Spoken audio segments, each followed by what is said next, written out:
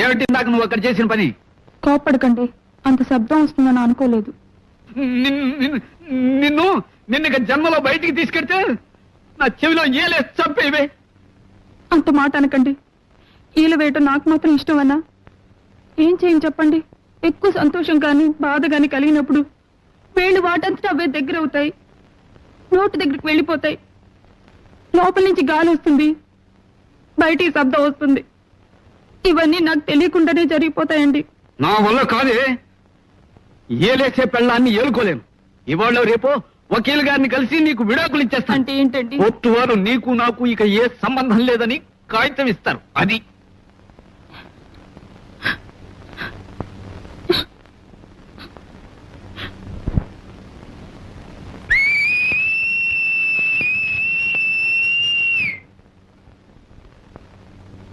క్షమించండి.